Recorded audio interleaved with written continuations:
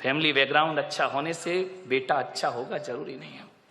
लेकिन मैं पुलक सागर आपको कहता हूं कि आपको यदि अपनी बेटी की शादी करना है, उसके हाथ पीले करना है, उसका रिश्ता लेकर के जाना है, तो ना घर देखना, ना परिवार देखना, ना आप ये देखना कितना कमाता है, आप तो ये देखना कि जिस लड़के से अपनी लड़की की शादी कर रही हूं उसके दोस्त कैसे हैं, उसके यार कैसे हैं, उसके मित्र कैसे हैं। अरे पिता जैसा है बेटा वैसे ही होगा कोई जरूरी नहीं है, माता जैसी है बेटा वैसे ही होगा कोई जरूरी नहीं है, ध्यान रखना। लेकिन ये बिल्कुल जरूरी है कि दोस्त जैसे होंगे लड़का वैसा। दोस्तों का बैकग्राउंड देखो, आप ये देखो किसके साथ उठता है, किसके साथ बैठता है, कहां जा। माँ बाप से छिपके काम करते हैं लड़के, माता पिता को पता नहीं चलता, और दोस्त सड़कों पे बाहर क्या करते हैं। किसी भी बेटी की शादी करो तो लड़के के दोस्तों के बारे में जानकारी जरूर लेना। यदि लड़का अच्छा होगा तो अच्छे लोगों की संगति में उठता बैठता होगा, वो लड़का यदि खराब होगा तो गलत लोगों की संगति में उठता बैठता। आदमी जैसे माँ बाप होते हैं वैसा नहीं होता, जैसे दोस्त होते हैं आदमी वैसा हुआ करता है, ध्यान रखिए। मान्यवर एक सीख दी है मैंने आपको, इस पर कोई ध्यान नहीं देता है। आप बताइए ना, एक बेटा सही गलत किसकी वजह से होता है? बाप की वजह से, मां की वजह से नहीं मेरे भाई। एक शराबी बाप भी चाहता है कि मेरा बेटा शराब ना पिए, ध्यान रखना। एक जुआड़ी भी चाहता है कि मेरा बेटा जुआ ना खेले, और एक बेश्या भी चाहती है कि मेरी औलाद इस गंदगी में जीवन ना बिताए, ध्यान रखना। एक चोर ने भी ये सपना नहीं देखा होगा कि मेरा बेटा चोर बने।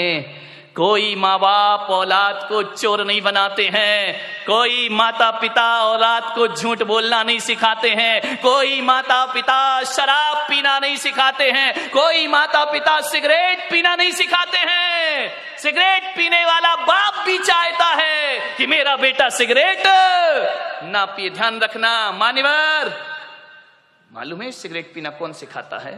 दोस्त सिखाते हैं। सबसे पहले शराब पीना रिश्तेदार या माँ बाप ने नहीं सिखाया, शराबी बाप भी नहीं सिखाता है कि बेटा तू पी ले, ध्यान रखना।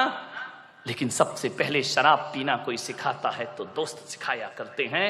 सबसे पहले हाथ में सिगरेट आई तो माँ बाप और भाई के द्वारा नहीं, एक दोस्त के द्वारा हमारे हाथ में सिगरेट आती है, एक दोस्त के द्वारा हमारे जीवन में गलत चीजें आती हैं। और जब आदमी का स्टेटस ऐसा बन गया है, सिगरेट नहीं पिए, शराब नहीं पिए, तो कहते अरे कहां पिछड़ा हुआ आदमी, दुनिया चांद पे पहुंच गई, तू अगरबत्ती में लटका है। ध्यान रखिए मान्यवर, ऐसे बहकाने वाले बहुत मिलेंगे जिंदगी में।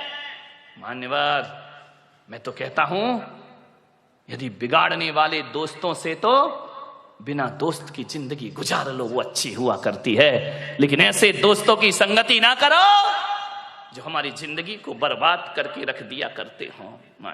आप सोचिए जीवन में संगति का बहुत असर पड़ता है। एक पानी की बूंद जो आकाश से गिरती है, और यदि वही पानी की बूंद किसी नीम के पेड़ में चली जाए तो उसका स्वाद कैसा हो जाता है मेरे भाई? बताइए, कड़वा हो जाता है। नीम जानते हो?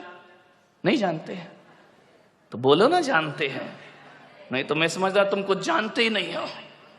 एक नीम के पेड़ में चला जाए तो स्वाद उसका कड़वा हो जाता है। वही पानी की बूंद गन्ने के खेत में चली जाए तो मीठी हो जाया करती है। वही पानी की बूंद यदि केले के पेड़ में चली जाए तो कपूर बन जाया करती है। वही पानी की बूंद यदि सांप के मुख में चली जाए तो हलाहल जहर बन जाया करती है। और वही पानी की बूंद नाली में चली जाए तो गंदी नाली हो जाती है। वही पानी की बूंद यदि समुंदर में गिर जाए तो खारी हो जाती है। और वही पानी की बूंद यदि सीपी के मुंह में चली जाए तो मोती बन करके निखर जाया करती है। बूंद एक ही है।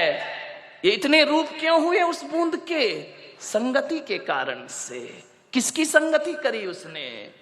मोती बना सीप की संगति से और जहर बना सांप की संगति से। ध्यान